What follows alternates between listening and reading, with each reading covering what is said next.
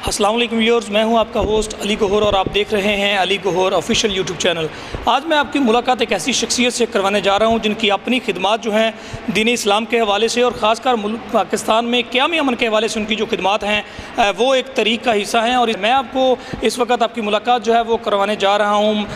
मुबशर महमूद साहब से, जो सीनियर वाइस चेयरमैन हैं बैनुल मज़ाहब अमन कमेटी पंजाब के। और इसके साथ साथ मैं अब आगाह करूँ कि इनके वालिद तारक महमूद साहब जो हैं उनकी क़याम अमन के हवाले से खिदमात जो हैं और ख़ासकर तमाम मसालों को साथ लेकर चलने की और मुल्क में क़याम अमन के हवाले से जो उन्होंने ग्रां कदर खिदमात सर अंजाम दी हैं फैसलाबाद की तारीख में, वो भी ज़बरदस्त उनको खराज तहसीन पेश किया जाता है। और ख़ासकर ताज महमूद साहब जो उनके दादा जान हैं, उनके बारे में अगर मैं ये कहूँ कि वो मुजाहिद ख़तब नबूवत के नाम से मशहूर है। और फैसलाबाद में अगर ये बात की जाए कि मुजाहिद ख़तब नबूवत ताज महमूद साहब, तो लोग फ़ौरन ही ताज महमूद साहब का नाम लेते हैं। इस वक्त हम रेलवे कॉलोनी में मौजूद हैं और इस वक्त कारी मुबशर महमूद साहब जो हमारे साथ मौजूद हैं उनसे जानेंगे। अल्लामा साहब, ये फरमाइएगा, मुल्क पाकिस्तान जो है उसने मुख्तलिफ़ दौर देखे हैं। पहले क़याम पाकिस्तान का दौर देखने में आया, वहाँ जो कत्ल गारत हुई, वहाँ जो हमने कुर्बानियाँ दी, वहाँ जिस तरह से हमने जुल्म सितम बर्दाश्त किए और पाकिस्तान हासिल किया। और आपके दादाजी जो हैं उनकी खिदमात उस हवाले से साथ साथ चलती रहीं, आपके वालिद ग्रामी की खिदमात जो हैं वो भी साथ साथ चलती रहीं। इस वक्त भी हम जो है मुल्क में मजहबी अदम इस्तेहकाम का शिकार रहे। पीछे जो है आप देखें, अगर 2 दहाइयाँ पीछे जाएँ तो देखें कितनी ज़्यादा टारगेट किलिंग्स होती रहीं, दहशत गर्दाना हमले होते रहे, मसाजिद पर होते रहे या इमाम बारगाह पर होते रहे। तो इस हवाले से फरमाइएगा, बैनुल मज़ाहब अमन कमेटी के प्लेटफॉर्म से बतौर सीनियर वाइस चेयरमैन अमन व अमान के हवाले से जब आपने खिदमात का आगाज़ किया तो उस वक्त कैसा महसूस कर रहे थे? और अब जब क़याम अमन आप देख रहे हैं, अमन आंखों से देख रहे हैं, जिसमें हमारे पाकिस्तान आर्मी, तमाम सिक्योरिटी फोर्सेस, सिक्योरिटी अदारे, पुलिस की कार्रवाइयाँ और ताउन और इस हवाले से उनकी मिसाली खिदमात रही हैं, तो आज क़याम अमन का दौर जो देख रहे हैं तो क्या कहें? बिस्मिल्लाहिर्रहमानिर्रहीम। मैं सबसे पहले ऑफिशियल यूट्यूब चैनल का मशकूर हूँ और आपका भी शुक्रिया अदा करता हूँ कि आप यहाँ पर तशरीफ़ लाएँ हमारे मरकज़ में। इस मरकज़ के बानी मुजाहिद ख़त्म नबूवत हज़रत मौलाना ताज महमूद रहमतुल्लाहि ताला अलैह और इस मरकज़ के बानी मुजाहिद ख़त्म नबूवत हज़रत मौलाना साहबज़ादा तारिक महमूद रहमतुल्लाह अलैह हैं। और सारा मुल्क जानता है, पूरा पाकिस्तान जानता है कि 7 सितंबर 1974 की जो तारीख़ थी और जिसका आगाज़ इसी मरकज़ के जामे मस्जिद ताज महमूद से हुआ था अल्हम्दुलिल्लाह। और जैसा कि आप हज़रात को आपको पता है कि इस वक्त हमारे मुल्क में शिद्दत पसंदी, दहशत गर्दी, फ़िरका वारियत इस वक्त बहुत उरूज पर है। और अल्हम्दुलिल्लाह अल्लाह के फ़ज़ल व करम से अब इस पर हम कोशिश भी कर रहे हैं और बैनुल मज़ाहिब अमन कमेटी पाकिस्तान इस पर कोशा भी है, जारी भी है। और हमारा सिर्फ़ एक ही मिशन है कि मुल्क के अंदर अमन व अमान पैदा हो। और जब मुल्क में अमन व अमान पैदा होगा तो ज़ाहिर बात है मुल्क में खुशहाली भी होगी, दहशत गर्दी का ख़ात्मा भी होगा, फ़िरका वारियत का ख़ात्मा भी होगा, शिद्दत पसंदी का ख़ात्मा भी होगा। हम अपने मिंबर रसूल पर बैठ कर भी यही लोगों को पैगाम दे रहे हैं, मोहब्बत का पैगाम दिया जा रहा है, शफ़क़त का पैगाम दिया जा रहा है, अमन का पैगाम दिया जा रहा है कि आपस में जुड़ कर रहो। कुछ ऐसे अनासर हमारे मुल्क के अंदर मौजूद हैं, साजिश करने वाले, जो एक दूसरे के साथ हमें जुड़ने नहीं दे रहे। उनकी यही कोशिश है कि मुल्क में इसी तरह ये फ़िरका वारियत ये जारी रहे, दहशत गर्दी जारी रहे और शिद्दत पसंदी इसी तरह जारी रहे। और बैनुल मज़ाहिब में मेरा आने का मकसद, जिस तरह हमारे बड़े थे मुजाहिद ख़त्म नबूवत हज़रत मौलाना ताज महमूद रहमतुल्लाह ताला अलैह, उन्होंने अपनी पूरी ज़िंदगी अमन व अमान पर गुजारी। इंतज़ामिया के साथ मिलकर, यहाँ फैसलाबाद की इंतज़ामिया के साथ मिलकर, बल्कि पूरे पाकिस्तान की इंतज़ामिया के साथ मिलकर उन्होंने अमन व अमान के हवाले से और तमाम मकातब फ़िक्र के जय्यद उलमाए किराम के साथ मिलकर उन्होंने इस मुल्क के अंदर अमन व अमान के हवाले से एक भरपूर अपना किरदार अदा करके दिखाया। और अल्लाह के फ़ज़ल व करम से अगर आज दुनिया उनको याद करती है, आज अगर दुनिया उनको पुकारती है, तो इसी हवाला से कि उन्होंने इस मुल्क के अंदर, पाकिस्तान के अंदर अमन व अमान के हवाले से एक बहुत बुनियादी किरदार अदा करके दिखाया। और तमाम मकातब फ़िक्र को, जय्यद उलमाए किराम को अपने साथ जोड़ कर उन्होंने अपना किरदार अदा किया। तो मेरा भी यही आने का मकसद था बैनुल मज़ाहिब अमन कमेटी पाकिस्तान में, ताकि हम सब मिलकर एक दूसरे के साथ मिलकर काम करें मुल्क के अंदर। ये एक जो فضا بنی ہوئی ہے ایک دہشت گردی کی، ایک فرقہ واریت کی اور اپنا شدت پسندی کی، اس کا خاتمہ جو ہے وہ صاحبزادہ مبشر محمود صاحب، جناب تاج محمود صاحب کی زندگی سے کوئی اہم واقعہ اگر آپ کو یاد ہو تو ہمارے ناظرین سے وہ بھی شیئر کیجیے گا، چونکہ بہت سارے لوگ ان کے بارے میں جاننا چاہتے ہیں، جب سے ان کے کام انہوں نے دیکھے ہیں، خدمات دیکھی ہیں، تو کوئی اہم واقعہ؟ حضرت اپنا بہت سارے واقعات ایسے ہوئے ہیں اس ملک کے اندر، لیکن میں کون سا واقعہ آپ حضرات کی خدمت میں بیان کروں۔ یہاں جو انتظامیہ تھی ہماری جو فیصل آباد کی، جہاں پر جب بھی کوئی ملک میں اس ملک کے اندر کوئی مسئلہ ہوتا، کوئی پریشانی بنتی یا کوئی ایسا معاملہ پیش آتا، تو آپ یقین مانیں انتظامیہ جو ہے وہ ہماری یہاں پر دادا جی مرحوم کے پاس یہاں پر تشریف لاتے تھے۔ اگر کوئی مسئلہ ہوتا تو کمشنر یہاں پر آتے، اگر کوئی پریشانی ملک کے اندر ہوتی تو ڈپٹی کمشنر یہاں پر آتے، انتظامیہ یہاں پر آ کر یہاں پر ان سے مشورے لیتی تھی کہ حضرت یہ معاملہ بن چکا ہے تو اس کے حوالے سے آپ جو ہیں ہمارے ساتھ اس میں تعاون کریں۔ اور خاص طور پر شیعہ سنی کے حوالے سے اگر ان کے دور میں اگر کوئی ایسا کوئی واقعہ اگر رونما ہوتا، کوئی آپس میں کوئی لڑائی، کوئی جھگڑا کوئی ہوتا، تو انتظامیہ خود یہاں پر آ کر ان کے گھر میں آ کر وہ یہی حضرت سے کہتی کہ حضرت یہ جو ہے یہ مسئلہ آپ ہی حل کر سکتے ہیں، اس کے علاوہ اور کوئی نہیں کر سکتا۔ تو اللہ کا خاص کرم ہے، اللہ تعالیٰ کی ذات نے ان کو یہ خصوصیت بھی عطا کر رکھی تھی اور کمالات بھی عطا کر رکھے تھے، اللہ تعالیٰ کی ذات کی طرف سے ان کو مدد بھی تھی۔ تو پھر جو بھی مسئلہ ہوتا فیصل آباد میں تو وہ اللہ کے فضل و کرم سے وہ مذہبی حوالے سے بھی ہوتا یا کوئی سیاسی حوالے سے بھی ہوتا یا سماجی حوالے سے بھی ہوتا، تو اس میں الحمدللہ وہ ایک بھرپور ان کا کردار ہوتا تھا۔ تو ان کے دور میں الحمدللہ ملک کے اندر دہشت گردی وہ اتنی زیادہ نہ تھی اور شدت پسندی اتنی زیادہ نہ تھی، اور یہ فرقہ واریت ان کے دور میں اتنی نہ تھی جتنی آج ہم اپنے ملک کے اندر دیکھ رہے ہیں۔ فرمائیے گا آپ کے والد گرامی صاحبزادہ طارق محمود صاحب جو ہیں ان کی خدمات بھی لائق تحسین ہے، تو بچپن میں آپ نے ان کو کیسے دیکھا، کس طرح سے وہ محنت کرتے لوگوں کو آپس میں ملانے سے، اور خاص کر جو بین المسالک رواداری کے حوالے سے ان کو جوڑنے کے حوالے سے، وہ قیام امن کے حوالے سے کس طرح سے کام کرتے؟ جس طرح ہمارے بڑوں نے کام کیا علی بھائی، جس طرح اپنے دادا جی نے کام کیا، اسی طرح والد صاحب نے اپنے والد صاحب کو دیکھتے ہوئے اسی نقش قدم پر چلتے ہوئے انہوں نے بھی اپنا ایک بنیادی کردار ادا کر کے دکھایا۔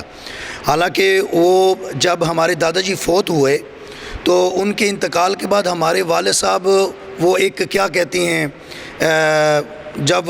دادا جی فوت ہوئے تو انتقال کے بعد انہوں نے اپنا ایک ایسا کردار پھر ادا کر کے دکھایا کہ بنیادی ایک کردار تھا۔ اور سب سے بڑی علی بھائی یہ بات ہوتی ہے کہ آپ کے ساتھ تمام مسالک کے لوگ، تمام مذاہب کے لوگ جب آپ کے ساتھ چلتے ہیں، کام کرتے ہیں، اس سے بڑی اور کوئی بات نہیں ہے۔ اگر آج بھی ہم یہاں پر ایسی مساجد ہیں جہاں پر تمام مسالک کے لوگ، تمام مسلک کے لوگ اکٹھے ہونے کے لیے تیار نہیں ہیں،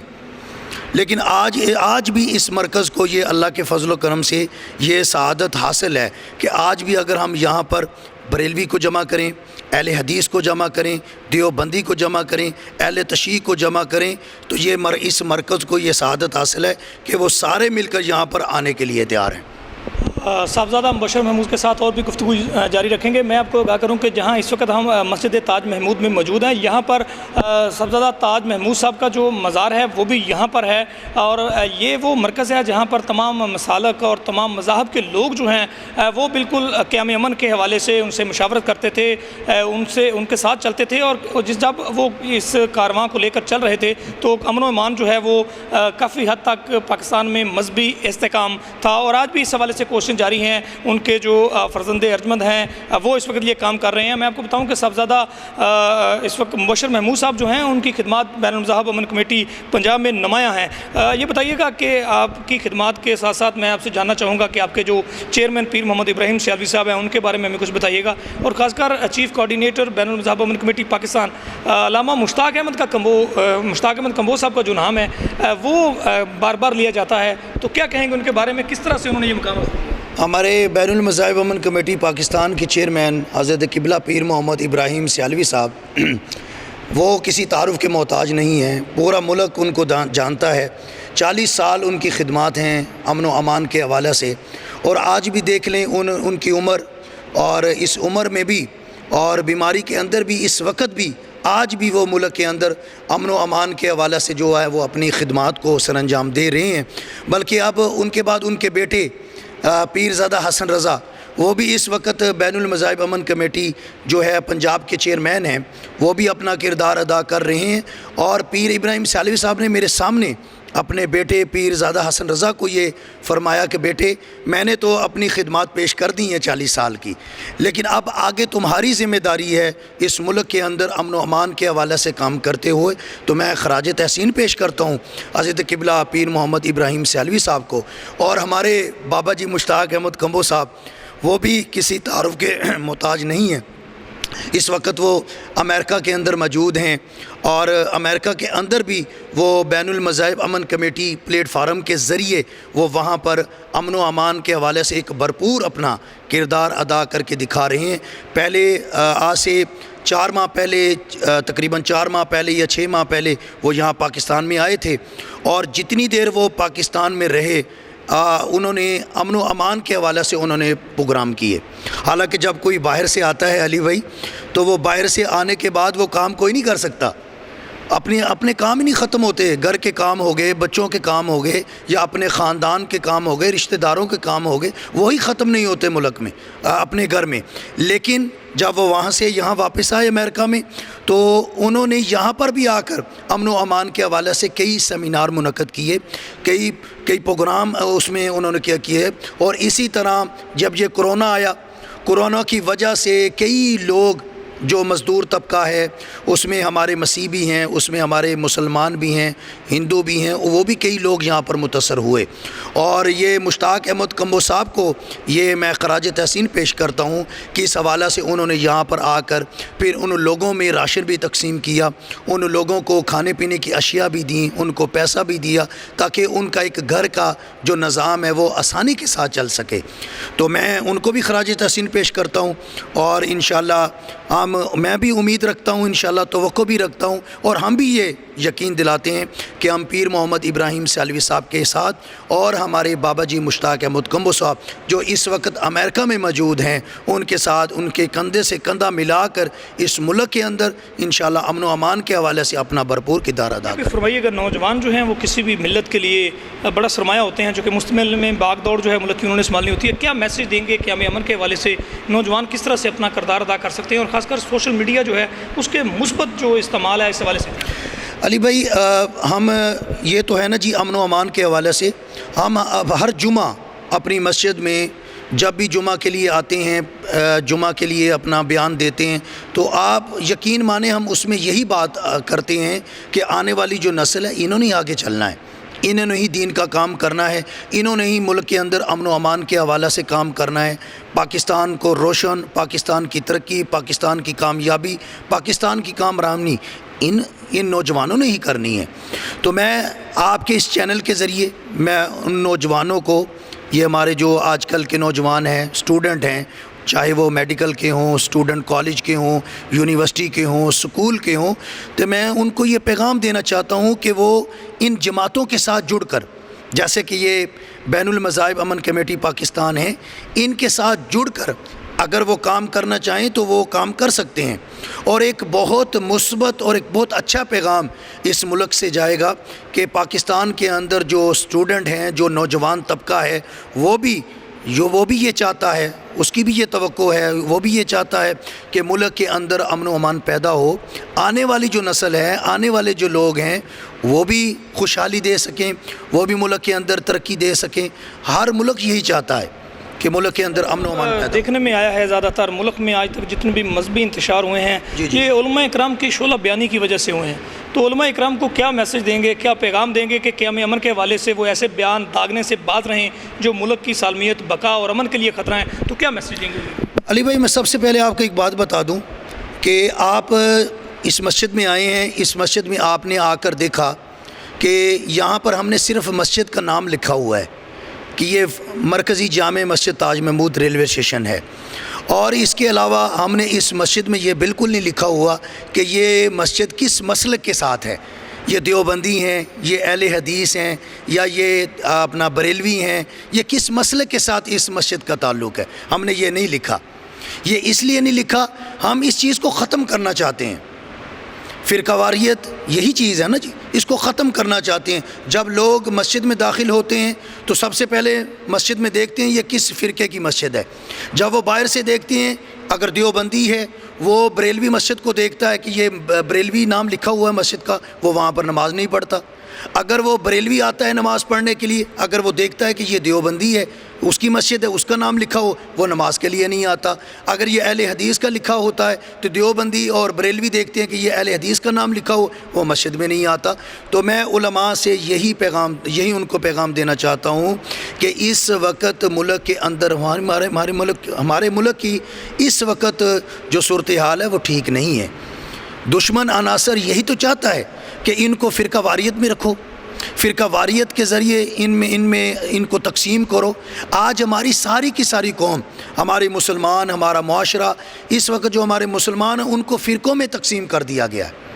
تو فرقوں کے ذریعے اس ملک کو بہت نقصان ہو رہا ہے، اندرونی طور پر بھی ہو رہا ہے اور بیرونی طور پر بھی اس کو بہت نقصان ہو رہا ہے. تو میں ان علماء سے میں درخواست کروں گا، اور یہ میری دردمندانہ ان سے اپیل ہوگی، درخواست ہوگی، اپنے ممبر رسول پر بیٹھ کر بجائے ہم فرقہ واریت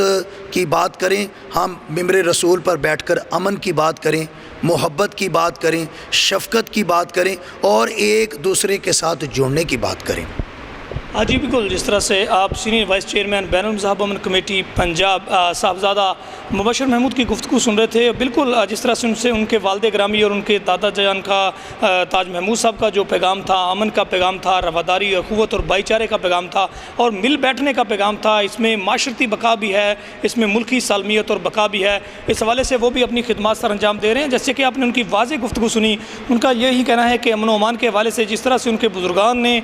بڑی کاوشیں کی ہیں، بڑی قربانیاں دی ہیں، بڑا وقت دیا ہے اس ملک کو، تو وہ بھی جو ہے امن و امان کے حوالے سے اور تمام مسائلوں کو ساتھ لے کر چلنے کے حوالے سے ایک پلیٹ فارم پر آنے کے حوالے سے بالکل سنجیدہ اقدامات کر رہے ہیں. اور بالکل ان کی جو ڈیوٹی ہے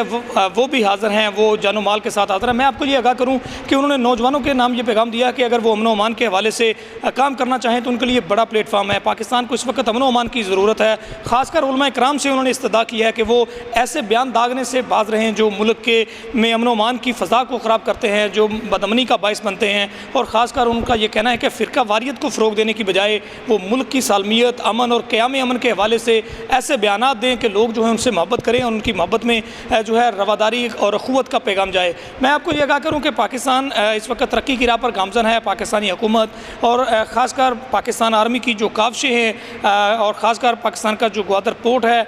بالکل ترقی کی ایک بڑی راہ کی طرف گامزن ہے. دشمن کو یہ پاکستان کی ترقی ایک آنکھ نہیں بار رہی ہے، اور اس حوالے سے وہ مذموم کوششیں پاکستان میں امن و امان کے نظام کو برباد کرنے کے حوالے سے، خراب کرنے کے حوالے سے مذموم کوششیں ان کی جاری ہیں. وہ سیاسی طور پر ہوں، وہ مذہبی طور پر ہوں، وہ معاشرتی طور پر ہوں، وہ کسی بھی پلیٹ فارم پر ہوں. دشمن پاکستان